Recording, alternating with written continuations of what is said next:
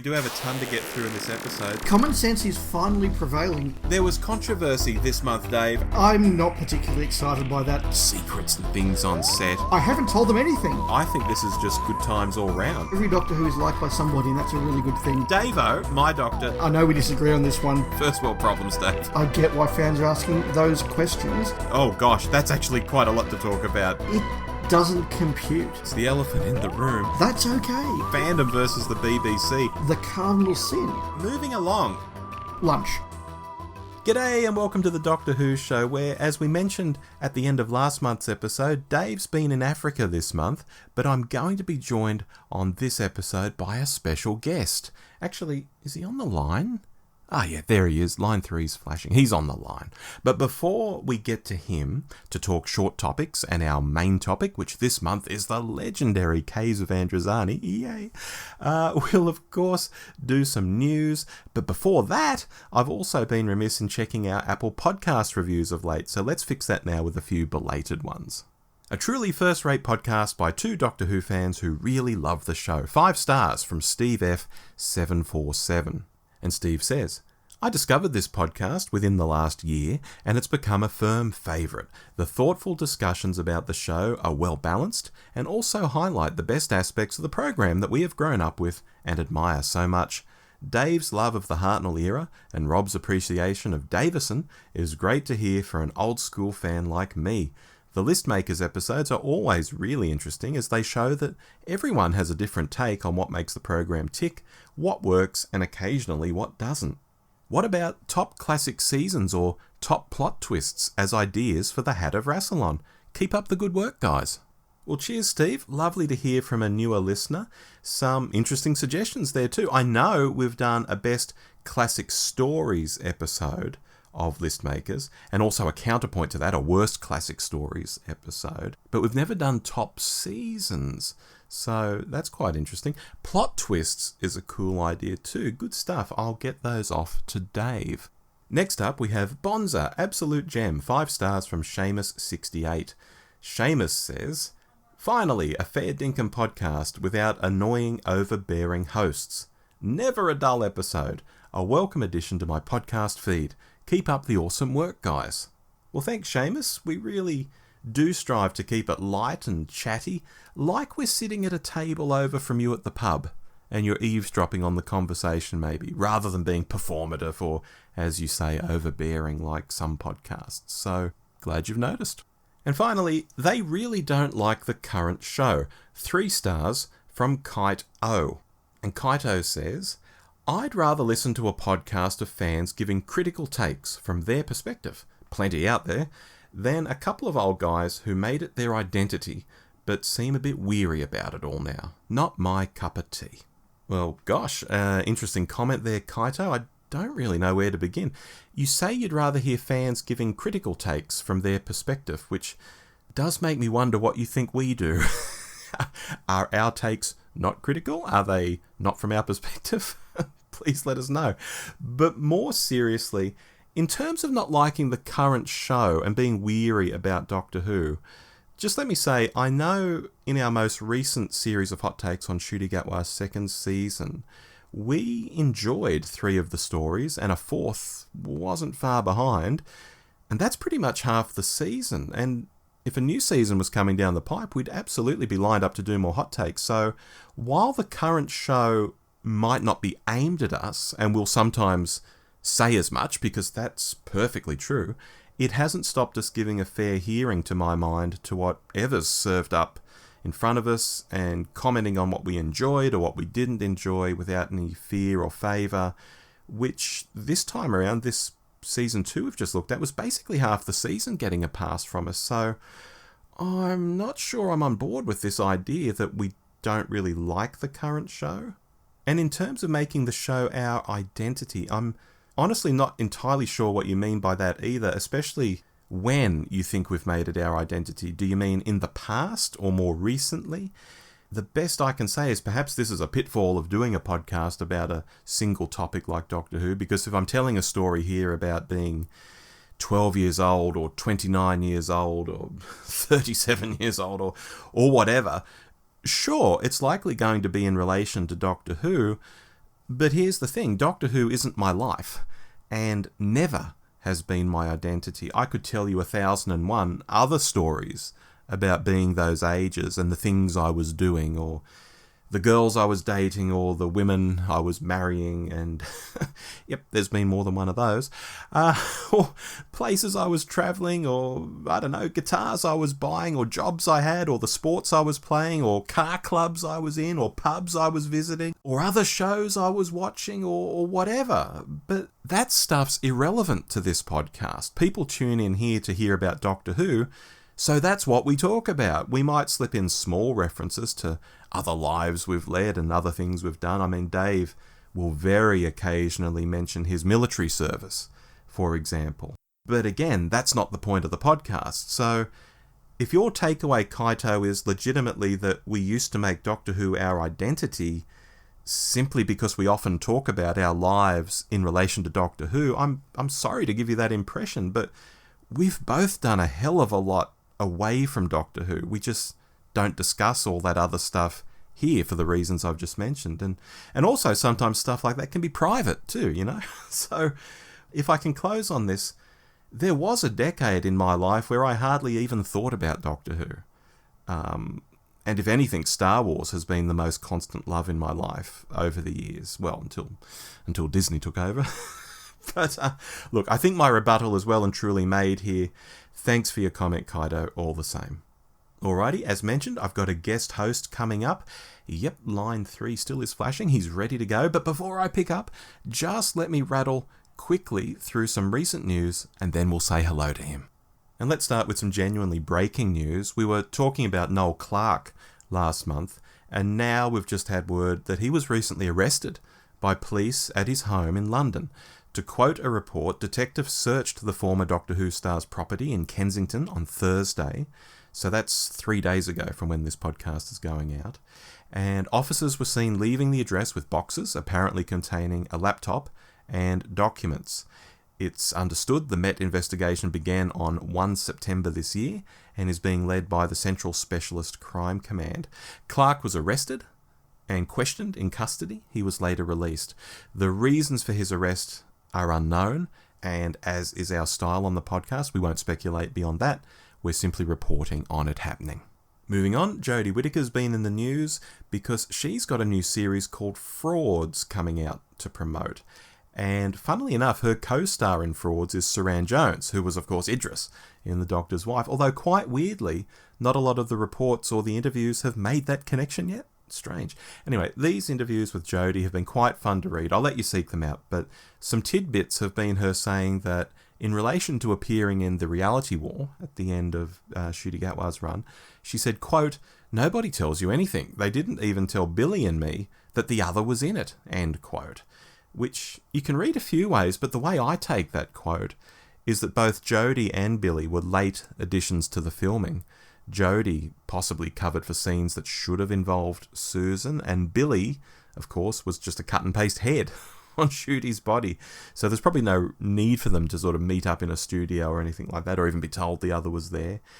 There's also the immortal chestnut in one of these reports of, quote, "If Doctor Who asked me back, I wouldn't hesitate," end quote, which is perhaps the biggest kind of non-news story in history, and it comes up an awful lot in Doctor Who reporting, not just to do with Jodie, but with all Doctor Who actors, as I think to date, the only Doctor Who star who's ever said piss off to the idea has been Chris Eccleston. So please, journalists, take it as read that people would come back and do the show. Even if they really wouldn't, they probably would say they would, just to look nice in an interview. It's the most non-newsy thing you can do. Please stop doing it, please and thank you. Anyway, let's end on an uplifting piece. Ncuti Gatwa is one of 6 nominees for a BAFTA Scotland Audience Award for his performance as the 15th Doctor in the 2nd season of Doctor Who recently. Gatwa received the nomination for revitalising the character with distinctive flair. The nominees for the awards are selected by a jury panel of experts, and the 6 shortlisted nominees are a pretty broad spectrum of Scottish talent, I think you'll agree, because Gatwa is competing with Ashley Jensen for Shetland, Gary Lamont for Rivals, Kiran Sonia Sawar for Slow Horses, Richard Rankin for Rebus, and Shelley McCoy for Gladiators. And I've got to say, I've not seen any of those shows, although a mate has been telling me to watch Slow Horses since the first season, so I will get to Slow Horses one day. I promise, Dave. I promise. His name's Dave too. I know a lot of Daves. And now, with that out of the way, I'm delighted to dial in, all the way from the UK, one of the hosts of the All of Time and Space podcast, creator of the Nerdology UK podcast, and the only human palindrome I've ever known. It's long-time friend of the show, Mark Cockram. Hello, Mark. Thanks for holding on the line. G'day, Rob. G'day to you. It's good to be here. Thanks for having me on. Oh, it's my pleasure. You always go a bit Australian when you talk to us. Yeah, no, I can't help myself. We've got a friend at work who's Australian, and there's a couple of us, and we just have to keep on doing it, and it must be unbelievably irritating to all Australians, I would imagine. So you get a bit of practice in with him. Yeah. I remember at university we had an Irish lecturer. Mm-hmm. And I always used to go into this Irish lilt every time I spoke to them. And I wasn't even trying to do it or take the piss or anything. I just did it. So I know how easy it is. Wow, it's the Irwin in you. It is. The Irish branch, yes. The Donegal branch of the Irwins. Anyway, should we get into some short topics? Yeah, why not? Alrighty. I'll kick us off. My short topic, my first one this month, ties into next month's episode of the show. And it relates to Dave and I planning to do a Virgin new adventure. Okay. And I started reading this particular novel just recently, so I could be ahead of time. I'm not going to say which one it was, given what I'm about to say about it. I just couldn't get into it. I could see what it was trying to do. Yeah. I could see what the world building was attempting. I could see it was taking nostalgia from the classic era and it was playing with it, but whether that was a genuine, oh, hey, let's build on that, or whether it was a more fan wank sort of thing, I have no idea. I didn't keep reading. I had to actually contact Dave, who's over in South Africa at the moment, and say, what other books are you reading on this trip? Because this one's giving me the shits already. And oh my God. I think this is interesting, and here's the topic. Because with 30 years or more since these books came out, I know there's a bit of a mystique around them with fans. Either fans who never read them and just hear the names and the snippets of the plots and they think, oh, wow, that sounds amazing. Or maybe people who read them back in the day, possibly as very young people, and they remember them very fondly. But are they as good as they're cracked up to be? My thought is that while there's very good Doctor Who stories in any of the series, whether that's the EDAs, PDAs, MAs, NAs, even the NSAs, the little sort of books they do these days, there's also some real crap. There's people writing their first novels. There's perhaps novels not being edited as well as they could have been edited. There's fan wank creeping in more than it should. Have you ever come across this, Mark, when you've been reading or rereading any Doctor Who novels? I would say yes, there is one, and it was a relatively recent release. Eric Sayward, I'm just going to come out and say it. Sorry, Eric. This is a safe space. I'm sure you're a lovely man, and yeah, obviously you made a big contribution, as we will discuss later. But maybe novel writing isn't his thing. Yeah. It's one of those few digital releases where I just found it so intolerable I actually returned it for a refund, which is very unlike me. I'll normally persevere, but yeah, it wasn't for me. Was this Resurrection or Revelation? Resurrection. So, did you get to Tegan becoming the superhero at the end and jumping off a bridge? No, I think it was Tower Bridge she jumps off. No, okay, you didn't even get to that. Make it anywhere near that far. No. Oh God, spoilers. Hey, look, I'm sure there are some Eric superfans out there, and fair play to you, more power to you. But yeah, it just wasn't for me. Yeah, it's probably more of a me thing than it's an Eric thing. But yeah, it wasn't. That's fine. I do wonder how some of this stuff gets through. I mean, with Eric, they probably think, oh, he's the ex-script editor. He knows what he's doing. We'll just let this through. But with some of these other books, I do wonder if the editors are asleep at the wheel sometimes with some of this stuff I read. Well, I think we were spoilt, weren't we? Because we had Uncle Terence Dix, and he was just fantastic. I know some of his could be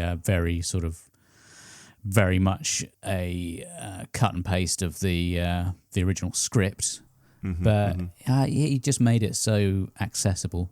Yeah, he did indeed. Do you have a short topic for us? Yeah, Big Finish. Are you aware of their work? I've heard of them, yes. You've dabbled, yeah. So I was a huge fan when they first started out, and I would pick up the releases on a fairly regular basis. And I must have got certainly a lot of the early ones. And I might not be alone in this. I found that the sheer volume just went up and up and up and up, and it was a bit of a tricky one to sort of keep on top of. So I ended up being a bit more selective and trying to figure out which were the best ones to get, and I sort of more pick and choose what I was going to go for, to the point where these days it's quite rare I buy a Big Finish. So I was tempted because I had listened to a really good review on, sorry, this is probably incredibly bad etiquette, but I'm going to drop another podcast, which is the Gallifrey's Most Wanted podcast with Ross Aitken. Yes. He's a fantastic guy. And they were talking about one of the new releases, which is part of the Ninth Doctor range. Now, I'm going to come clean. I was so excited when they announced that Chris Eccleston was coming back. I bought that first set, and I've got to say, it wasn't for me. Yeah. I had a similar experience. Go on. Yeah. I mean, I love him. I think he's great. But I just... it wasn't, maybe it's a me thing, and I was just expecting more of a sort of a look at trying to make it as seamlessly feel like it was part of the TV show and try and capture that essence again. And I think that's what they've done on this most recent release. It's called Snare by Tim Foley. And what they've done is they've reunited Chris Eccleston with Billie Piper. Yep. So she's done Big Finish before with David Tennant, but this is the first time they've released one with those two back together again. We've got Camille Kajuri back as Jackie as well, which is always good. And they've really done what I was hoping they were going to do in that first release, which is try to recapture that energy of the first series. Yeah. And it's on a much smaller scale, which I think benefits sometimes with Big Finish. So I won't spoil it, because obviously it's quite a new release and people coming into it might want to check it out for themselves. Sure. But it's set on the Powell estate where Rose lives. So it's just after the events of Father's Day. So they come back, and there's a kid that she was friends with when she was little, who, when he grew up, he decided he didn't want to hang around and left the estate, wanted to go out and find himself. And then he ends up having to come back because his dad has died, and he's coming back to sort out his affairs. Okay. And as is the case with Doctor Who, things go slightly awry and you have all sorts of weird shenanigans going on. But I found it very enjoyable. Yeah, it does sound like the kind of thing they should have done from the start. Particularly because I'm such a stickler for this. I am convinced that at the start of the Rose episode, he's freshly regenerated. He's looking at his ears. Yeah. You know, and the whole vibe is meant to be that, because we're starting this new series. So we've got the sense he's freshly regenerated. And then to shoehorn in all those stories where he's off having great adventures. He might not be keeping the companions, but he is having adventures and hanging out with people. And then we're meant to believe that when he gets to Rose, he doesn't want to hang out with people anymore because he's got the PTSD. And so, well, that doesn't fit at all, because if he's done all this Big Finish stuff, then he'd be predisposed to hanging out with Rose, because he's just hung out with all these other people. And I suppose, obviously, in real life, these are all very good actors who have, I'm sure, got lots of stuff on. So it's probably just a case of aligning all of their schedules so they can actually work together. But for sure. In terms of scratching that itch, I think it really did what I was hoping it would do. So it bodes well for future releases. Nice. I think that might draw me back to listening to some Eccleston on Big Finish, because I got to the second big release. Okay. I didn't get to the one where I know he meets Cybermen. I didn't get to that. So there's a lot of Eccleston I haven't heard. I've heard that's good, but I've not listened to it myself, I must admit. My second and final short topic this month is a short one, and it's also novel related, because I recently posted on X an eBay listing where a fan reprint of Lung Barrow, which came out about a decade ago, this fan reprint, is selling for 350 Aussie dollary dues. Holy moly. Yeah, and I thought to myself, this is nuts. I felt vaguely ridiculous paying $100 on eBay some years ago. I felt quite stupid, actually. I thought, this is probably the high watermark for this book. I'm paying it. What an idiot I am. But now to see a reprint, not even a real novel. I mean, it kind of looks like a real novel, but it's not a real novel. It's not from Virgin Publishing or anything, you know. Mm-hmm. It's selling for 3.5 times what I paid for the real thing. You know, what on earth are people paying for the real deal these days? I mean, I don't want to know. So something I do know, though, is that it's not the only expensive new adventure. I know So Vile a Sin goes for a pretty penny, Happy Endings and some others. It's a wild market, the NAs, Mark. Yeah, I mean, I don't really dabble in all that, but my co-host on All of Time and Space, Mr. Ian Martin. Oh, yes. He has his own little spin-off show called We're All Stories in the End, and he focuses on the NAs and the EDAs.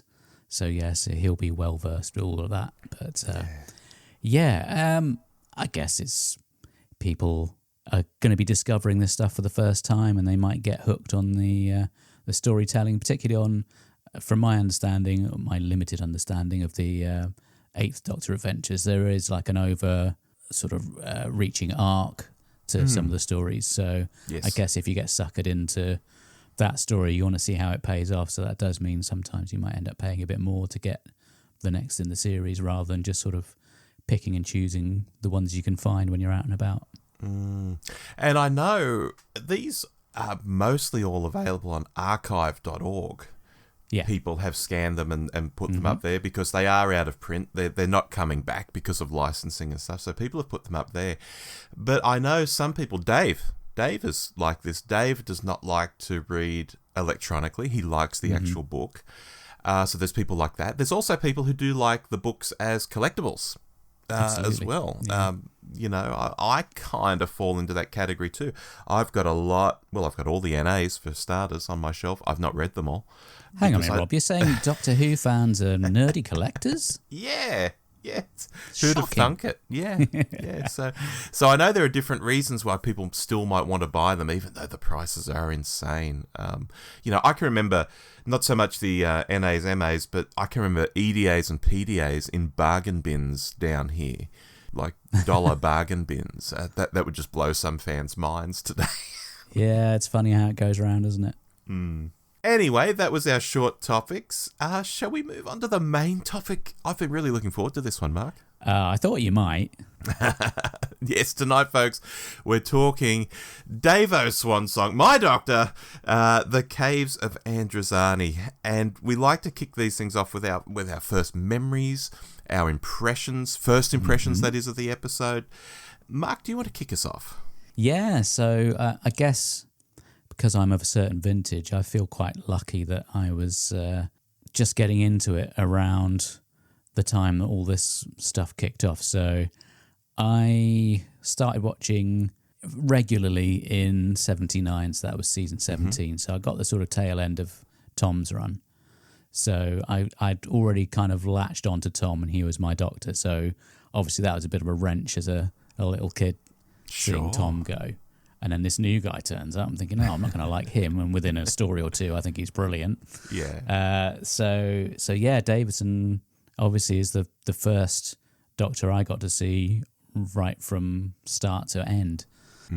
Even back then, it was a big deal when there was going to be a regeneration. So it'd be in the news, and you knew it was coming, and there was always a lot of buzz about it. So it would have been really exciting. And if I remember rightly, this was in the lead up to my 11th birthday, those episodes going out. So, very, very memorable story.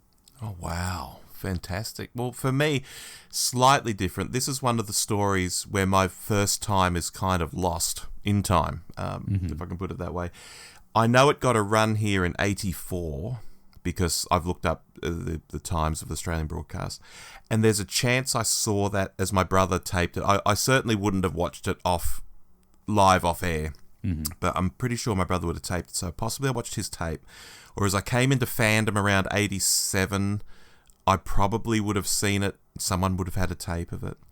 I had certainly read the Target novel around that time too, and that kind of messes with your head because you know that you knew the story at a certain point in your life, but was it from the novel or did I actually see it? Ugh, my brain is a bit hazy. But then I definitely know it got an Australian repeat around 1988, and I taped that off the TV and I rewatched it. And the big thing I remember about that is being ropeable because it was edited for transmission here, particularly the final scene with Sharaz Jek. As I recall, his mask came off, and then boom, the room was on fire, and he was dead in Salatine's arms. Like, that was the cut. And the doctor was running in to save Perry, and it's like, what just happened? Of course, I knew what had happened because, you know, I'd certainly read it and knew from that what had happened, and I'd probably seen it as well. But I was just ropeable as a kid, you know, about censorship. And something that had clearly gone out in the UK and been seen by kids of my age or even younger. It couldn't be seen here by me. I was ropeable about that on that 1988 transmission, Mark. Ropeable. That's a new one on me, Ropeable. Rob. This is must be an Australianism. Oh, maybe it is. I'd never considered that. Yeah, I was bloody ropeable. Well, I think we should be thanking those people, quite frankly, Rob, because if it wasn't for them, we wouldn't have a lot of the little surviving clips that we've got of some of the early 60s stories. So you need to be careful who you're slagging off there, my friend. Oh, that is a good We've point, got a couple actually. of seconds of the Highlanders thanks to them. Yeah, that's true. Yeah. Very strange, the censorship people out here, though. Very strange. I come back to the point that in the UK, this was perfectly fine. And young kids were watching it, and it was fine. But here it was like, no, you can't watch that. Yeah, this was, you know, I mean, it wasn't Saturday tea time anymore by this point. I think they've moved it to the weekday, which could be a bit of a problem. I remember it wasn't always quite so easy to get to watch. I mean, it was at the height of its popularity in terms of consistent ratings. I think that was the last great hurrah of the 80s before it started to decline. But it would be, from memory, it would be on around sort of 7 o'clock on a weekday, and they'd have 2 episodes on consecutive nights. So you'd have part 1 followed by part 2 the next night. So that didn't always tie well with having to be at school the next day. So that could, and this was before we had a VHS, so we didn't get a recorder until Christmas of '84. So yeah, Colin's first season was the first one I got to record. Right. Interesting. Well, we've both rewatched it, I know, for this podcast. Yeah. What are our takes on the story now after rewatching? What's your big 30,000 foot view of this now, Mark? I think it's a double-edged sword. It's without doubt a fantastic story, and I do love it. But it does, unfortunately, it's the start of that sort of phase where I think Eric Sayward has found this formula which he very much wants to double down on in the next season. And I think one of the reasons why Caves was so popular was because it was very different from what had gone before. And I'm not sure you can sustain that on multiple stories, because it, you know, certainly as the next season went on, it got more and more, I don't want to use the phrase video nasty, but it was definitely, for in terms of general TV viewing, yeah, it was headed that way. So yeah, undoubtedly fantastic story, but yeah, it does have a sort of lasting legacy on the next Doctor's run. No, that's a good point. This isn't a story that I actually watch all that often. I know it's good and I know I like it, but much like, say, Lord of the Rings is the same, I don't actually put it on all that often. It's like there's something, maybe it's even subconscious, like I don't want to overdo it, even though I like it. And it's strange because there are other movies I bloody love and I've seen a million times and I will rewatch them and rewatch them. So I don't know what it is. But every time I do rewatch this, and again on this rewatch, I'm struck by the direction. And so it was this time around. Graham Harper directs this in a way, you sit there thinking, okay, so Classic Who didn't necessarily look the way it did because it was quote unquote just the era, but because directors literally chose to do things a certain way. Mm-hmm. Because you have Harper come along here, and with no extra special budget or no extra special sets or location filming, I mean, there's a bit of location filming, but it's not extra special, it's just in a quarry. Yeah. He makes something that looks genuinely unlike anything else in the Davo era. It's really unlike anything else in classic Doctor Who, even afterwards. I think Davo must have been absolutely kicking himself by the end of filming this, because obviously it got to the point where he had decided that perhaps the stories weren't that great, so he decided to leave. Obviously, that's quite a way in front of when that story gets made. So when your final story is written by Robert Holmes and directed by Graham Harper, you're going to be sat there at the end thinking, wow, that was really good. Yeah. Am I sure I really want to go? But by that point, it's too late. Much too late, yeah. I mean, I think of scenes like when Sharazjek's mask comes off the first time, and he cries out and he scrambles on his hands and knees under a table. There's almost a handheld camera feel to it, like we wouldn't be seeing for, I don't know, a decade or more, like in TV and stuff. I think of the scene where Davo and Jack are face to face and they're filling the screen. It's like they're about to kiss, almost. And Davo gives Jack this really lingering look and a really enigmatic sort of smile before he pulls away very slowly. And it's more like how you'd expect Daniel Craig's James Bond to play off against a supervillain. I think of the use of lighting. I think of the action scenes. You know, it's largely a studio-bound thing. Yet you compare it to something studio-bound like Terminus, and you think, Christ, this is nothing like that. Yeah, I think, going back to what you're saying about that shot of him and Jack, I think his Doctor does have that edge to him, but you don't see it that often. And it must be great for the cast to have this really energetic director who, if you think back to this time period, the standard procedure is the director sits up in the booth and will relay their instructions via the floor manager to the people down on the studio floor. So it's quite a sterile experience, and you can end up with miscommunication, which actually does happen in this one. I'm sure we'll come to that at some point. Yeah. But to have the director there front and centre on the floor, right in the actors' faces, telling them what they want to see, that's got to rub off, and they must have had just an extra bit of brio when they were going to do their takes, because they've got this guy who's really dynamic, and it's a bit of a cliche, but you see him on, obviously much later down the line when you see things like the behind the scenes on the new series, and you'll see him there and he's barking, you know, I want more action. And it's got to be great for an actor to have that kind of input from the director. Yeah. Well, on the DVD, there are those extras of him. Like he's crawling around on the floor. He's showing Colin, you're going to lay here when we do the regeneration. You know, and you can see him sort of walking around in front of the camera, not in a very showy way, because we don't even see his face half the time. He's not doing it deliberately for the camera. He's just, as you say, on the floor directing. I also wanted to mention a lot of the way the scenes fade out really slowly. Often a character's talking to themselves or just staring into the distance. There's this cinematic sort of feel that he brings to it that just isn't a thing in classic Doctor Who. It's extraordinary what Harper does in this. It must be quite unusual. I think even listening to some of the commentary, they were saying how the way that these shots were laid out were quite different from what they were used to. Usually you'd have a two-shot and the two actors would be basically facing each other.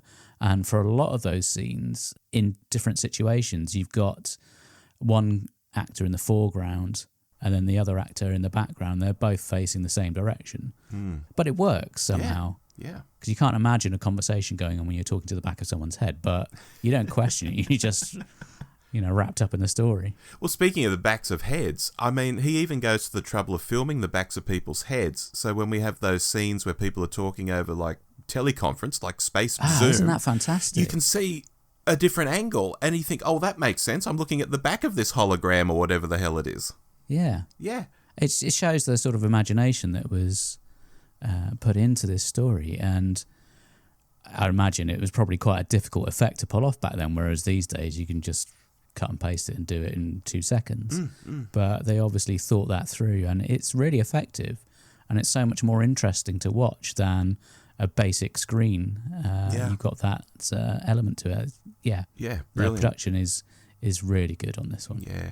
Now, before we get to the plot, I do want to say I think there's a big danger of starting someone off with this story. I was thinking about this, which I'm sure must be some people's inclination, like, oh, wow, I get to show my friends some classic Doctor Who. Or maybe, oh, wow, I get to show them some Fifth Doctor. I'll show them Caves of Androzani. Because while this story will probably get a good reception, in spite of some of the clearly 80s, very budget stuff that's going on. I mean, I think of the view outside Morgus's office. You know, it's a terrible sort of painting that's just outside his office.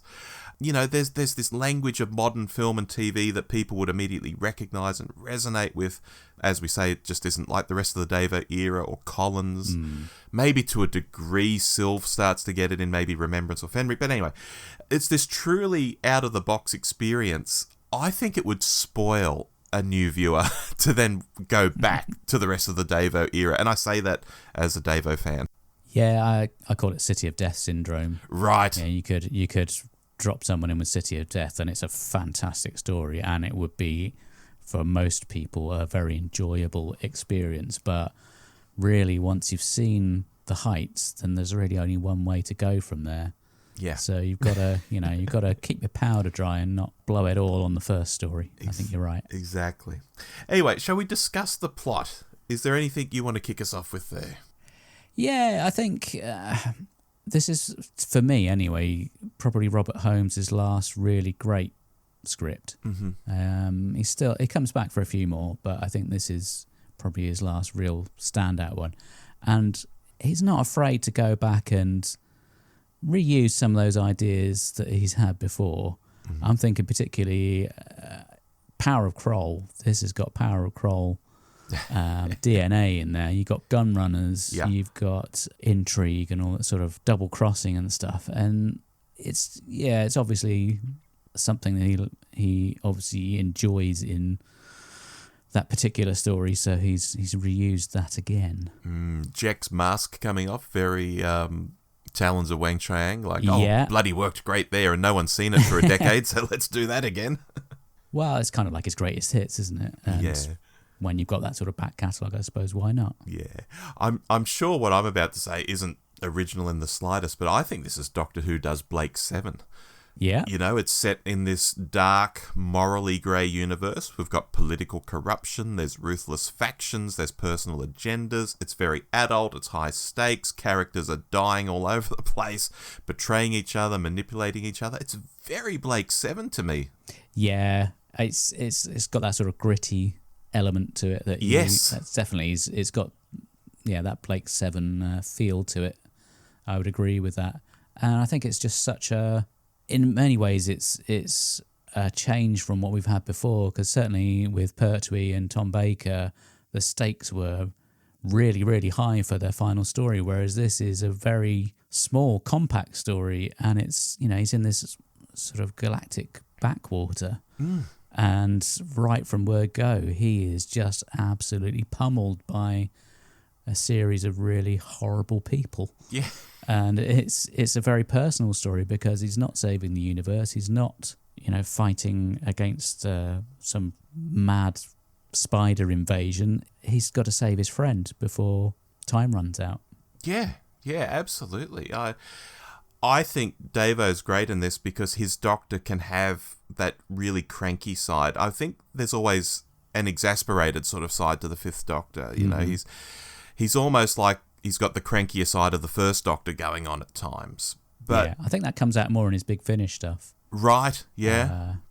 As much as I sometimes like to kick Big Finish, they definitely get a much fuller picture of that Doctor, in my opinion. Yeah. In the ones that I've listened to. Yeah, but here he gets to just turn it up to 11. Like, he's a guy with no more to give, frankly. Like his companion's dying, and that bothers him a lot. He's dying, but he's probably less bothered about that and just more worried that they're surrounded.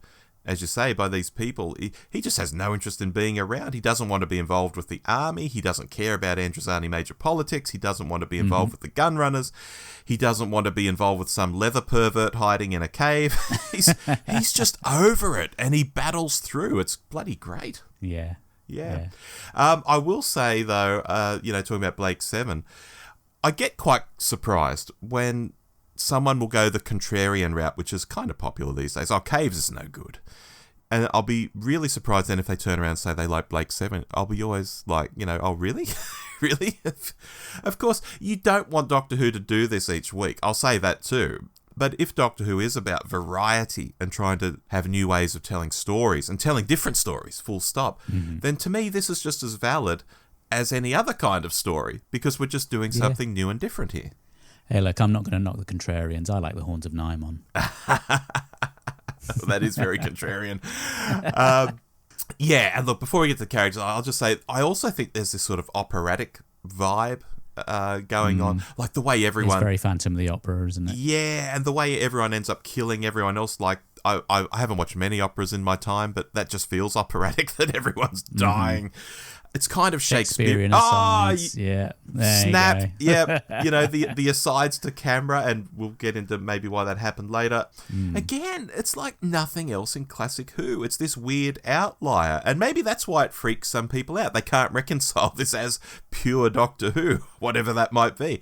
And yeah, I understand that emotion, but I'd like those people to stop and think, well, wait, if I normally get around extolling the virtues of how Doctor Who can be anything, then this is part of that anything. Yeah, I think where Doctor Who's at its best is when you have... I think that one thing that gets overlooked in this story, there's a lot of humour in this story as well, particularly from Davo. He's very sarcastic, and where it really works at its best is sort of balancing the action and the horror elements and the comedy, and it all just kind of creates this perfect storm of a story. And I think in this case it's really top level. Yeah, there is humour all the way through it, but the low-hanging fruit that just sticks in my mind is Stott saying to him on the ship, open this door. He's like, I can't, it seems to be locked. I always used to love that as a kid, and I still love it now. I already talked a bit about Davo and his crankiness. Do you have any thoughts on Davo in this? Well, I mean, it's an acting tour de force, isn't it? He's so good, and he's just given it his all. I just feel sorry for the poor bugger, because it looked like he spent days and days running through that bloody quarry. So, if nothing else, it proved his fitness. Yes. But yeah, you can't fault him in this. I think he's excellent throughout. And some actors, you wonder whether their heart's really going to be in it when it gets towards the end. They've decided to pack it in, but an absolutely superb performance from him. Yeah. Moving on to Perry, I really like Perry in this. There's a popular theme in some parts of fandom about how well Perry does with the Fifth Doctor, and I buy into it myself to some degree. Although I think it's tempered by the way she does come in on the back of two pretty strong stories. Planet of Fire is very good, has all that gorgeous location filming. And then this is a regeneration story, and probably, as we've been saying, the best directed episode of Classic Who, or at least one of them.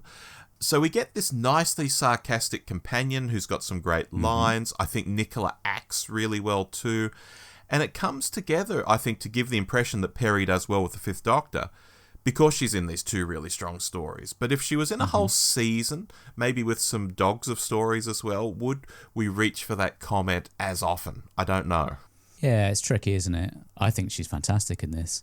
I do feel for her, because it's a hell of an introduction, isn't it? The first story, you get to go off to Lanzarote and have this fantastic time filming over there, beautiful sunny conditions, and then you're stuck in a quarry in the middle of winter, getting pneumonia because you're wearing pretty much a bikini and a flimsy shirt over the top. Yep.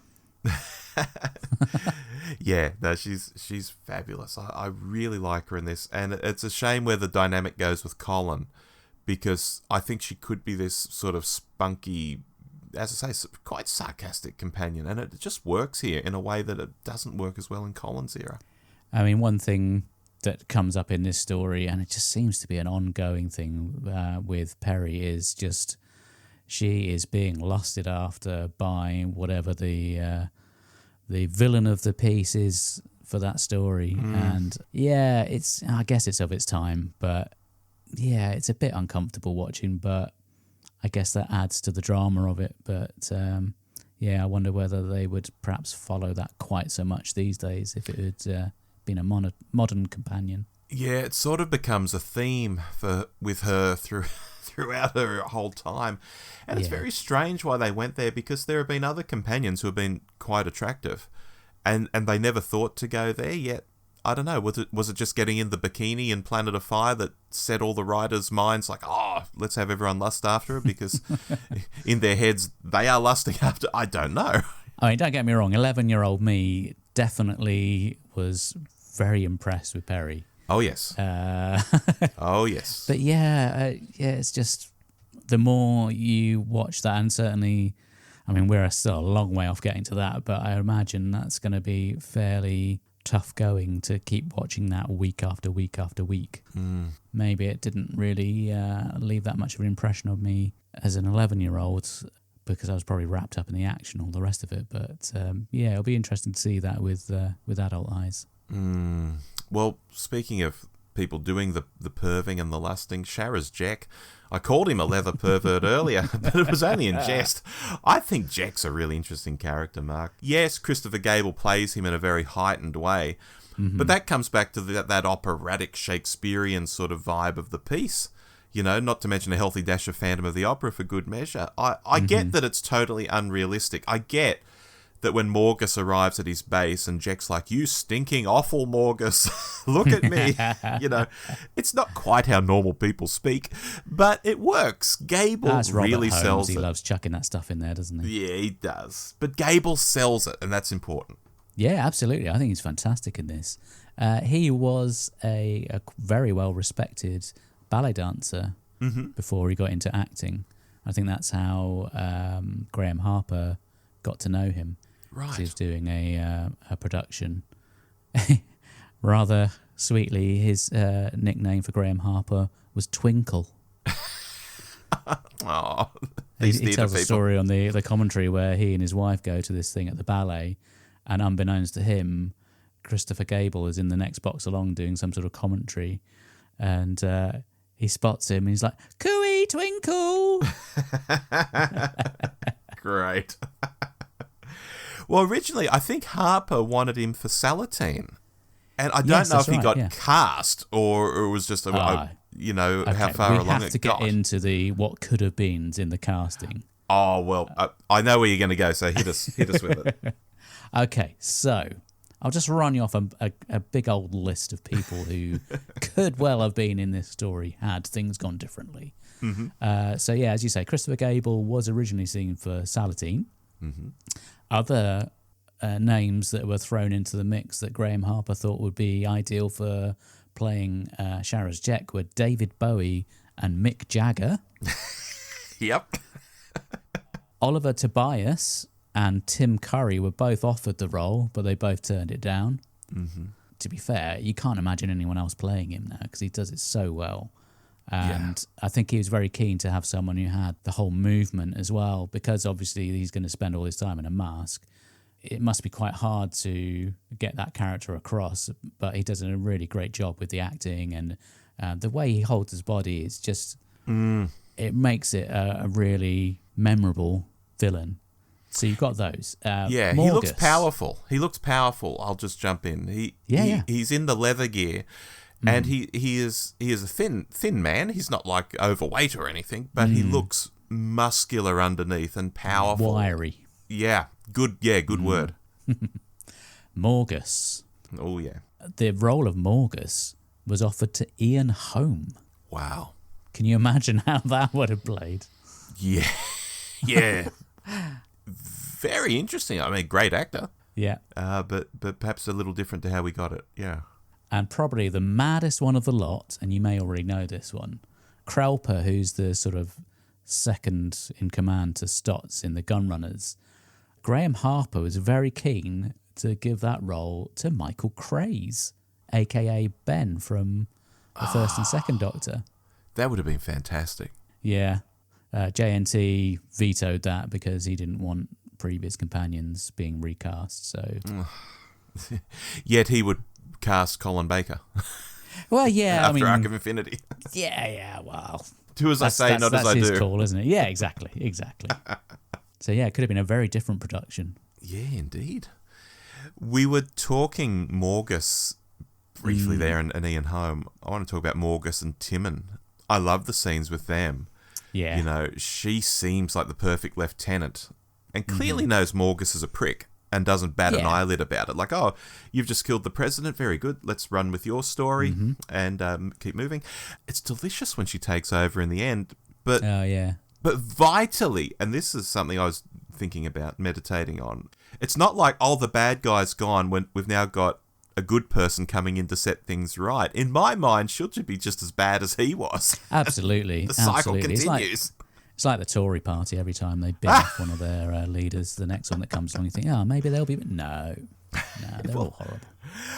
I think it's just a very realistic way of looking at things. Rich people come and go. Politicians come and go. But there's often this unbroken streak running through them all, that they're all pretty much versions of each other and nothing really changes. Even when they move on or die or are deposed, nothing changes. There's obviously that element to their psyche that gets them to that position in the first place. And it's brilliantly played. I think she's great. And there's not. I mean, it is a bit of a sausage fest, isn't it? This one. It is. You've got her and Perry. Is that it? I think it is. Yeah. It is. Yeah. But yeah, I love it when she's on the video call with Morgus and she's sat behind his desk. She puts her feet up on the desk and just plays so well. Are you sitting at my desk? He says.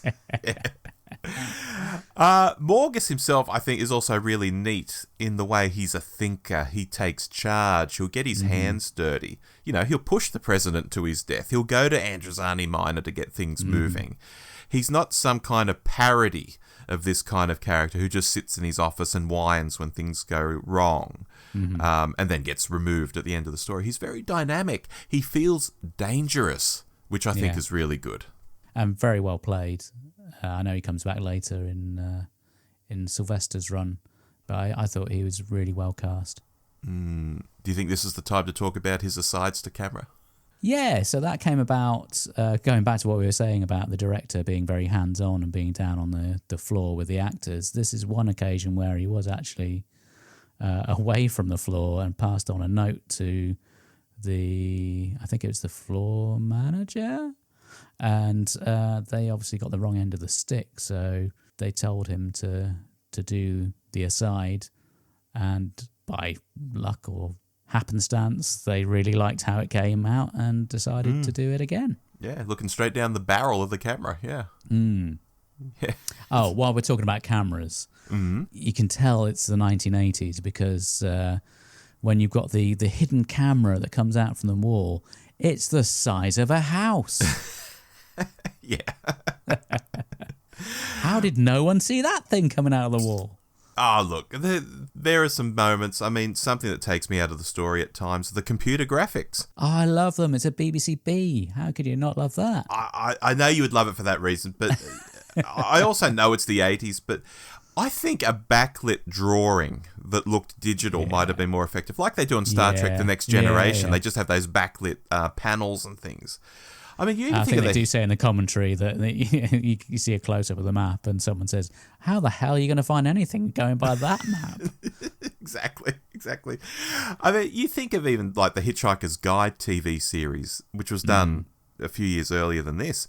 Every time they go to the guide, it looks like this amazing piece of computer art. It's actually just drawings with a glowy effect put on them. You know, so you wouldn't even have to go to that extent. Just have some static images on the screen that looked digital but weren't, and I think that could have looked a million times better. But I understand your nostalgia for how it looks and that computer system. Absolutely. You have to remember that when this went out, I would have been at primary school, and most primary schools at that time, because of the government's initiative to get computers into schools, most of them had a BBC Model B computer. Ooh, so it would have been very much something that was dear to our hearts. So yeah, there's a lot of nostalgia in that for me, I have to admit. Hey, we haven't even mentioned Robert Glenister yet. He's one of the standouts for me. I think he's fantastic. Well, let's talk about him next then. Tell us about him. Salatine. He's got previous with Davo, obviously, because they did Sink or Swim before this, the sitcom, so they knew each other very well. Although I gather from watching some of the extras on the DVD, it wasn't a case of, let's bring in all Davo's mates for his final one. I think it was just coincidence that he was the actor that they wanted. But you could argue that it's a bit OTT, his performance, but I bloody love it.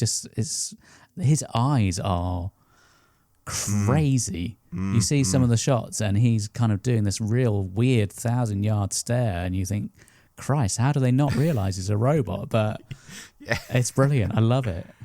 I knew about the Sink or Swim comparison because reading the Doctor Who reference books growing up, that'd be a fact I would read and I would put in my head. But I'd never seen Sink or Swim until I bought the DVDs about a decade ago and watched it. I'd never seen it.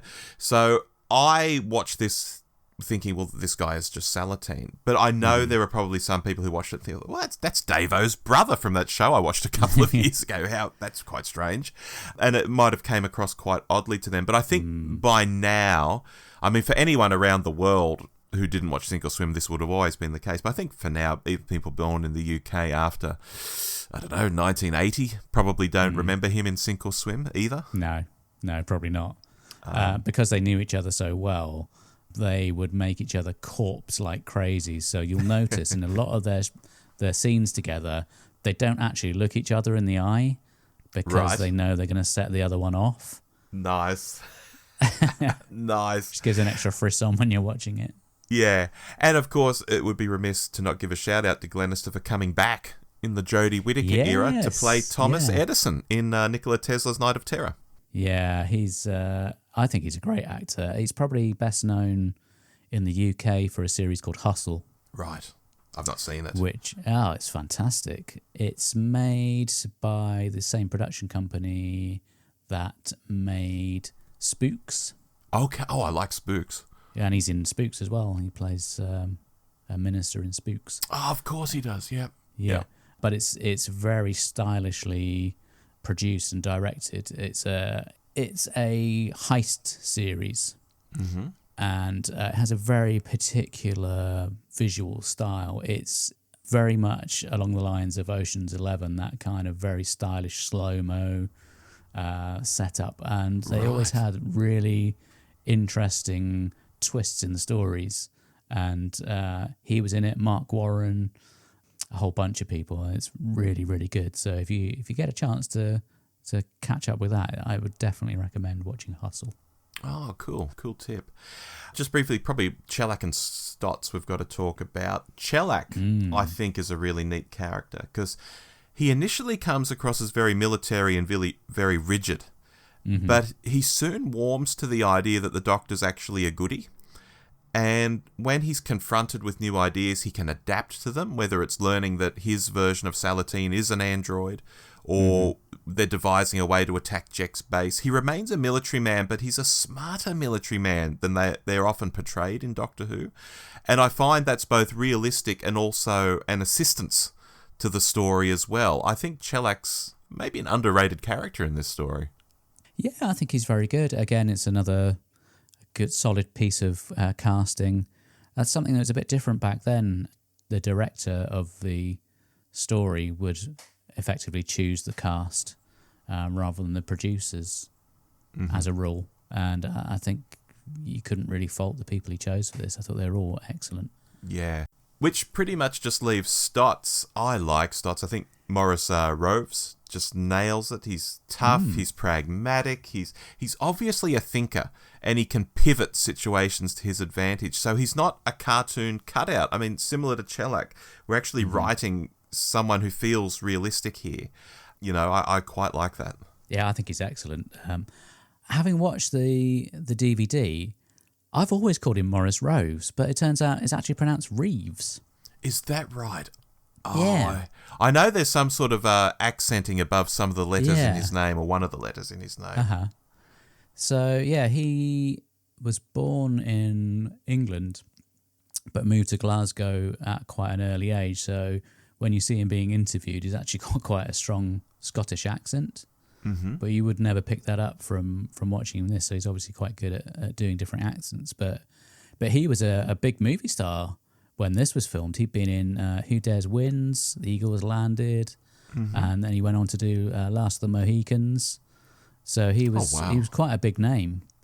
And I think Graham Harper was really touched because he spoke to him and asked if he'd be interested, and he agreed to do it. And he actually came over to meet him before production started, just to meet up with him and chat about the role.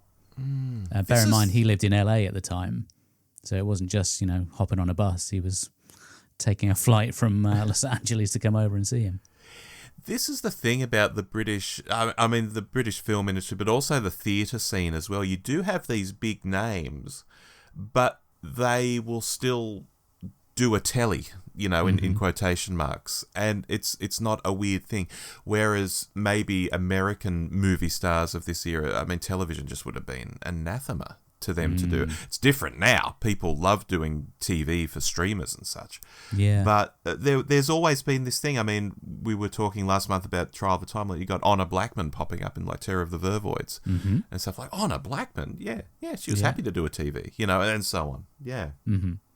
Yeah, he very nearly ended up on the cutting room floor because he was hired for the role, and obviously they're on a relatively tight schedule. So he came over from LA and was scheduled to return again after the filming had completed.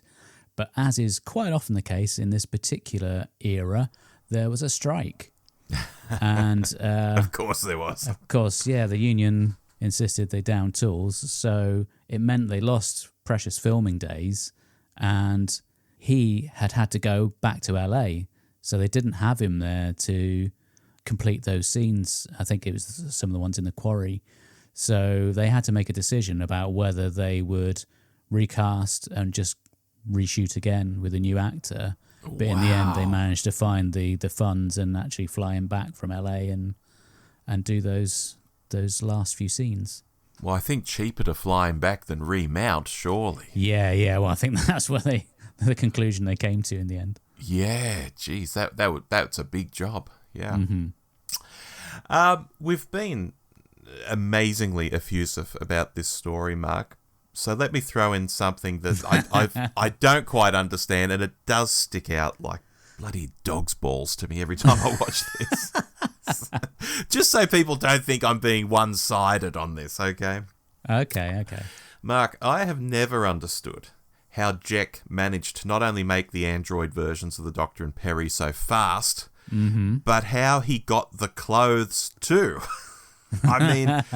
It'd be hard enough getting the skin right, let alone the hair and the hairstyles. Does he have a box of wigs or something? I don't know. Well, obviously he's very good with a sewing machine because he managed to knock up that leather outfit after he'd had the awful mud spill accident. So yeah, maybe he's a dab hand. True. But you need a Fifth Doctor costume with 5 minutes notice. You're sitting in a cave on Androzani Minor. How do you do that? Part of me was thinking, and I may think this every time I rewatch it, that when we cut back to the Doctor and Perry and they've been switched, that they're already in the red robes. Because I kind of could buy that underneath the robes, they're just unadorned androids. And it's only the heads they've had to get right because they're in these robes. But no, when we cut back to them, they are standing there in their costumes. And he's done the whole body, he's done the clothes. They don't even go the route of, the Doctor and Perry got stripped out of their clothes and we put them on the androids.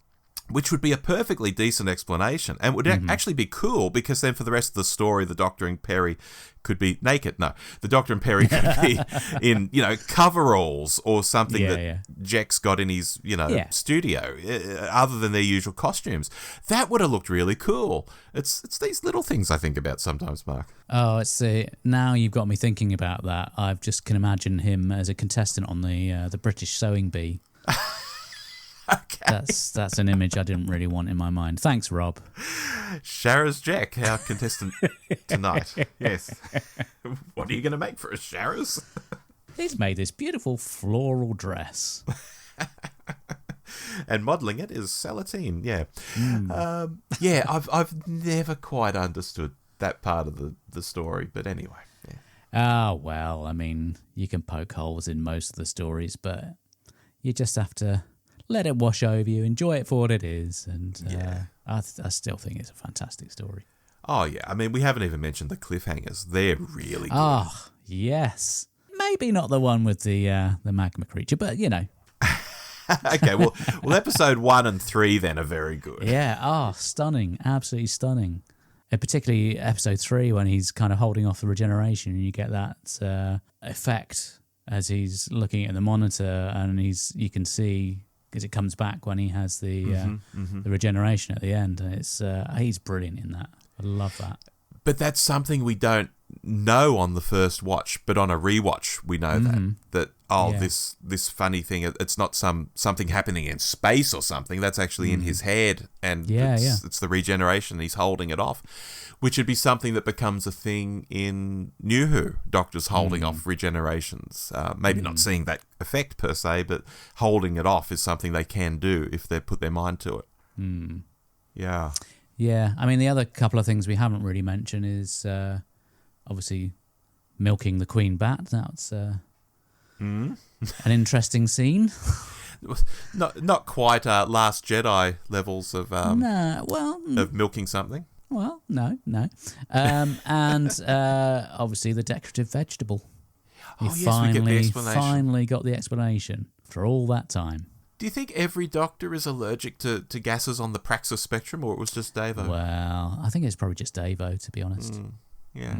I think about that too. We're not even talked about the regeneration, which is obviously a massive part of the story. Well, please, what are your thoughts on it?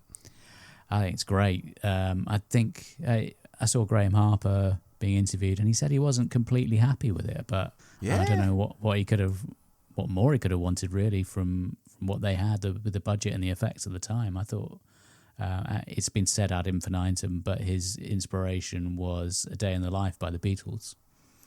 He was at home, he had Sgt. Pepper on, and he was inspired by that sort of cacophony, the sort of swirling orchestra building up to a crescendo and then bang.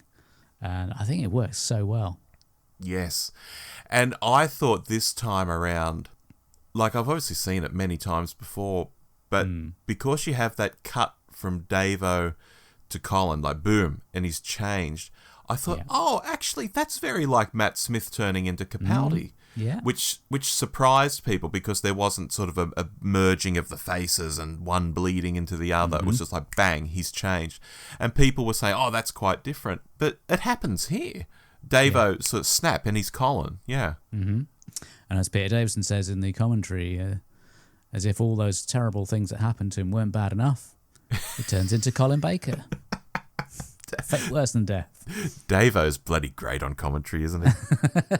He is a bit of a bitch, isn't he? Yeah, it's but great. I think it's playful. I think they all get on quite well, don't they?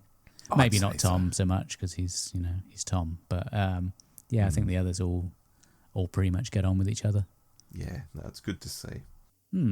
So moving into overall closing thoughts, Mark, I'll go first. And I return to something I said earlier, which is you wouldn't want Doctor Who to be like this every week. Not because this is bad. On the contrary, if people haven't already realised, I think this is actually really bloody good. But simply you want the show to be different and try new things and be a comedy one week, a drama the next week, and just play around and have fun in a way that many shows can't. So you don't want it to be tied to just one thing. That's all I mean when I say you wouldn't want the show to be like this every week. Yeah. But you watch this and you see why so many people love it and ask, where on earth was this during the rest of the Davison era? Why did we wait until the Regeneration story to get this kind of direction and this kind of storytelling? Yeah, it's a big thumbs up for me, this story.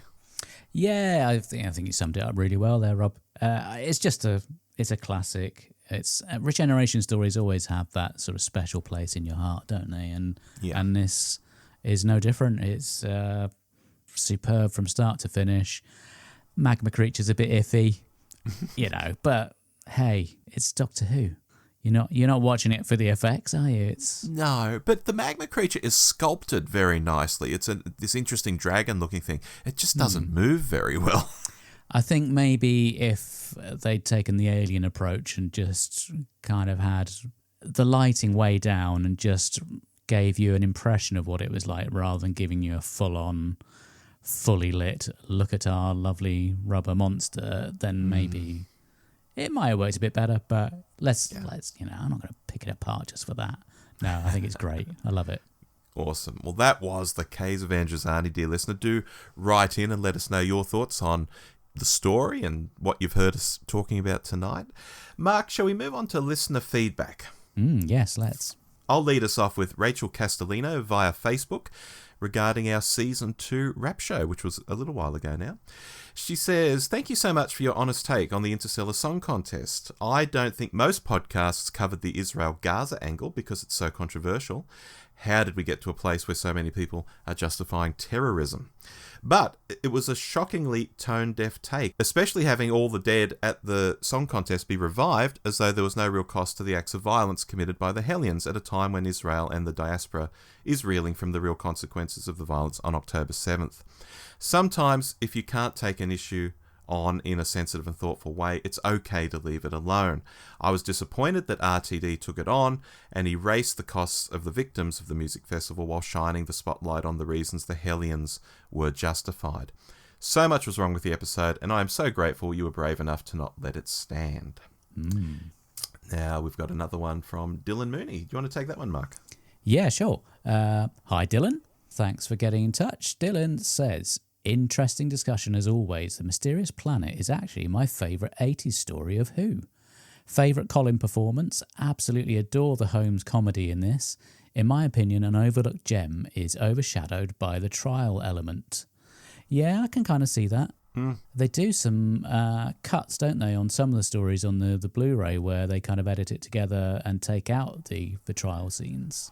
I learned that this past time we put the episode out. Someone commented on that, and Dave was saying, oh, really? Dave didn't know they were on the Blu-ray either. Yeah.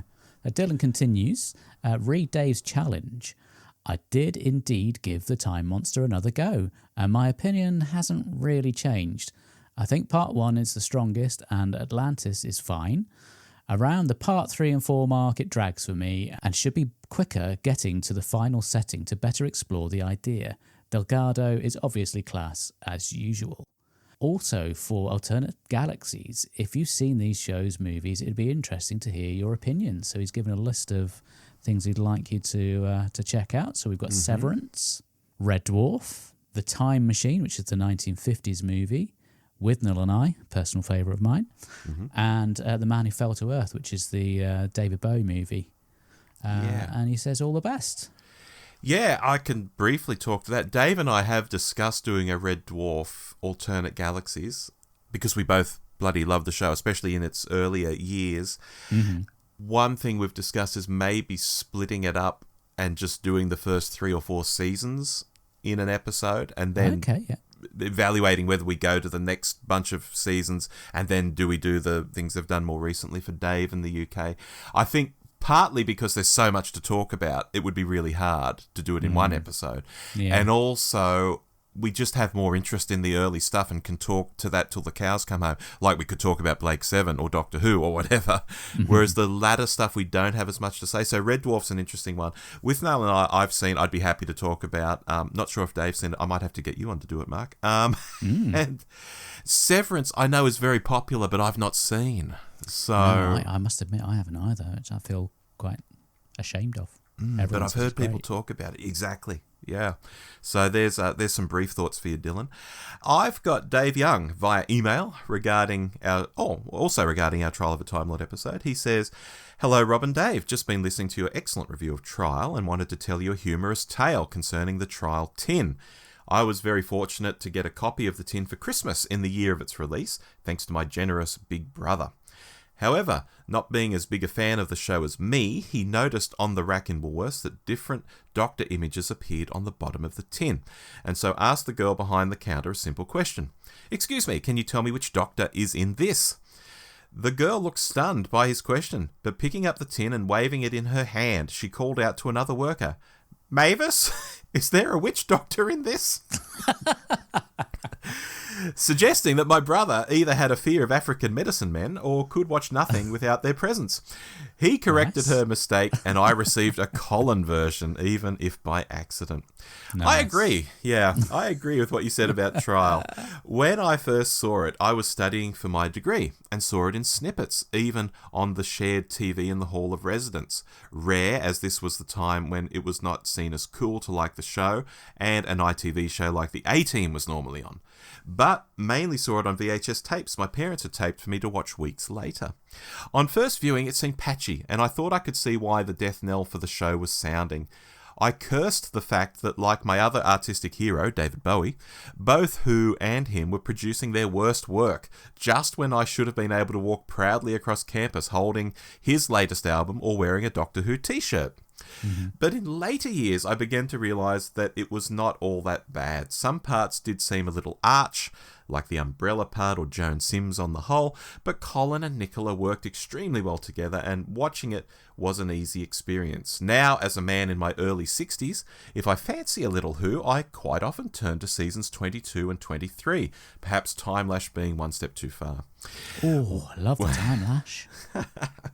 One final side issue. In my college years, I kept my love of Who a secret, apart from chatting to one good friend who was also a fan. Little did I know that a year behind me and on the same course was none other than Mark Gatiss. I would nod hello to him, but never in the years we were at college realised what a fan he was. That's how secretive it was. At the same college, Bretton Hall, was Simon Messingham, who went on to write Doctor Who novels, and the rest of the League of Gentlemen, who all appeared in the show later. Didn't know they were fans either. Strange times, and hope the latest hiatus is not the same, and that we can still shout our love of the program from the rooftops. Keep up the good work from Dave Young. Thank you, Dave.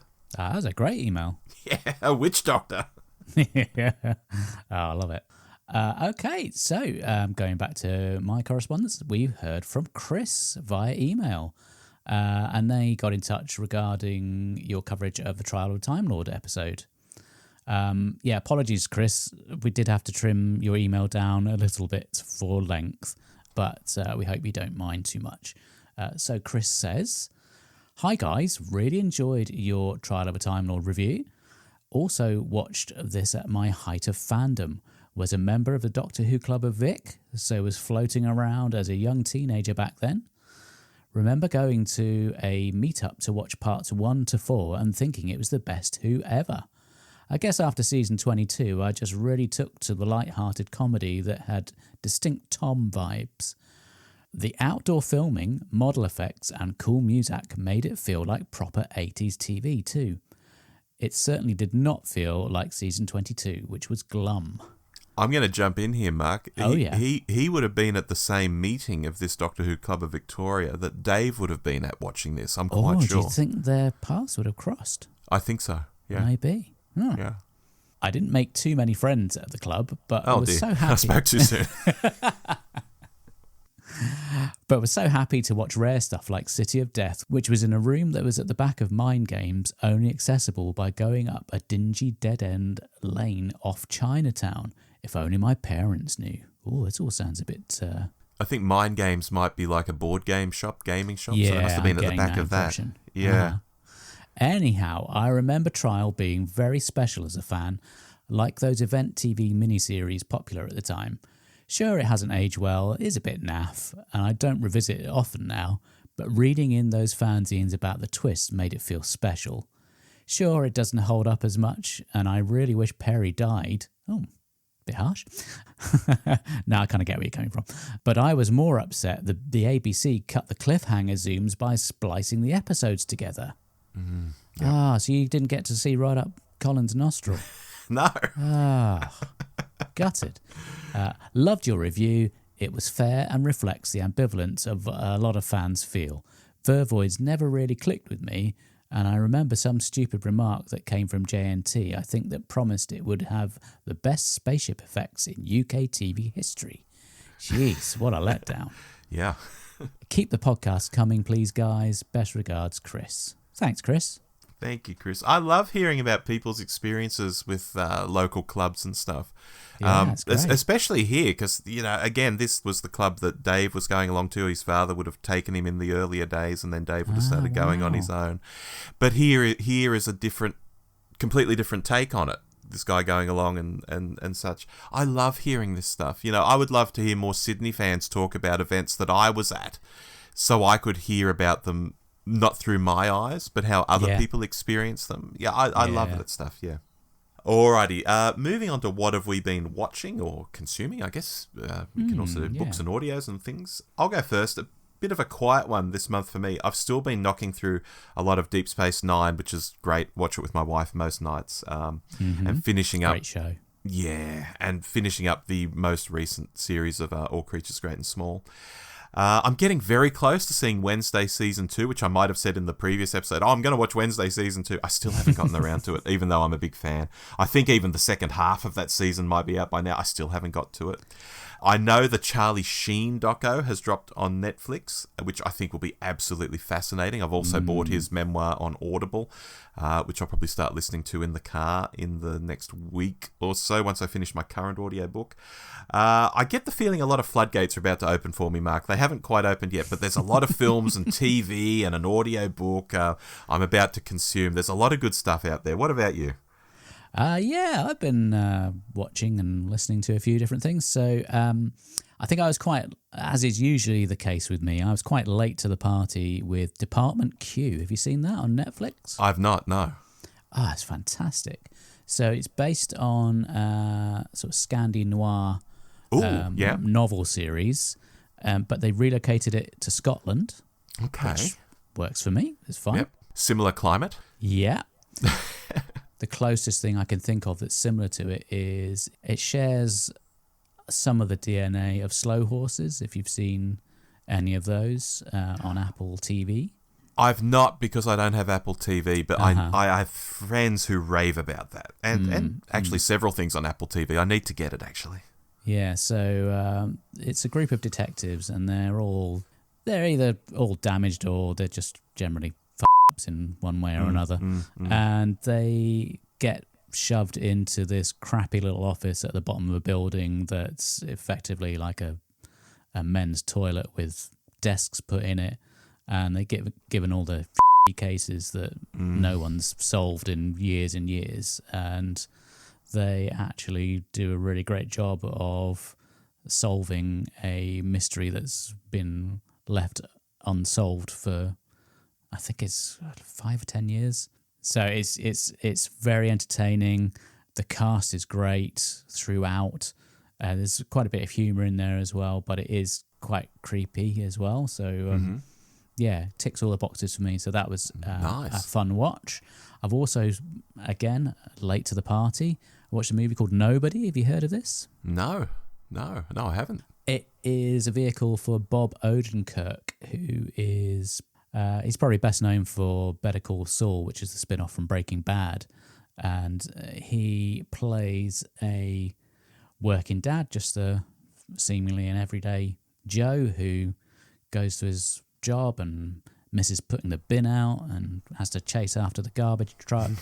And he and his family are subject to break-in, and his son is grabbed by one of the burglars, and they have a bit of a face-off. In the end, they end up leaving with a few sort of valuable artifacts from his house, but no one gets hurt. And it turns out he was actually a badass in the military, and he goes after these people to get revenge. And it's got shades of John Wick. I think some of the producers were involved with John Wick.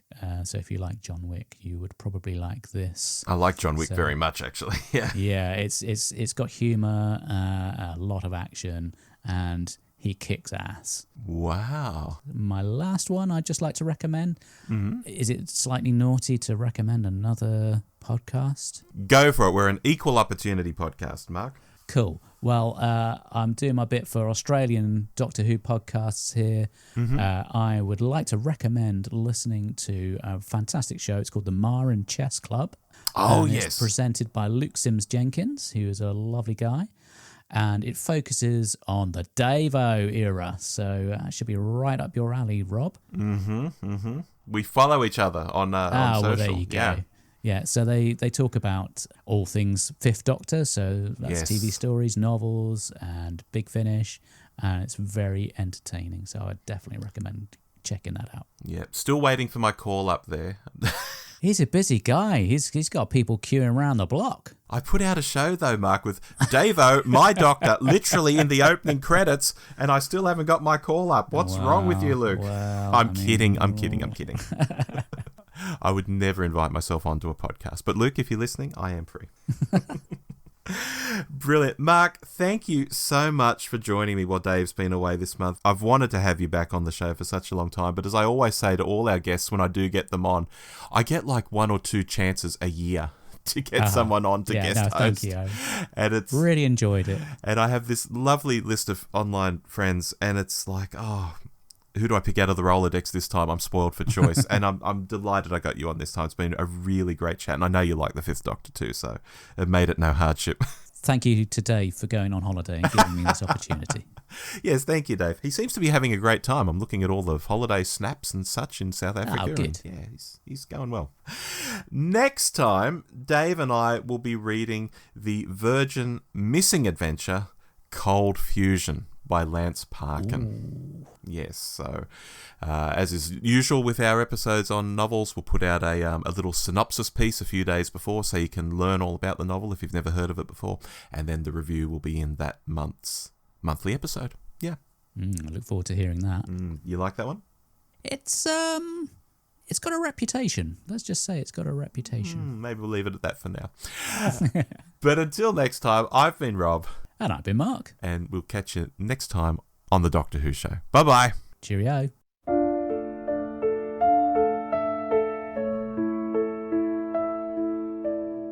Deep in the caves of Androzani, androids march through shadowed halls. Spectrox flows where danger lingers. Silent sentinels obey their calls. Jack hides pain beneath his mask, longing for a life denied. Morgus trades in death and power, while innocence is pushed aside. Perry lies frail, the cure is distant. The doctor feels the poison rise. His body trembles, visions fading. He presses on, though death is nigh. The poison spreads, his strength runs low, yet still he moves where few would go. For her he gives what he must spend, a life to save, a mortal end. Through shadows deep, through halls of dread, he goes where angels fear to tread. One fleeting chance to set things right. Our hero walks into the night. The poison spreads, his strength runs low, yet still he moves where few would go.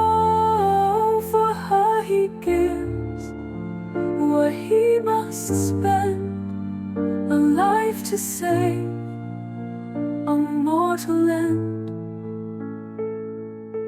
Visions of companions drift around him. A lifetime whispers in his ear.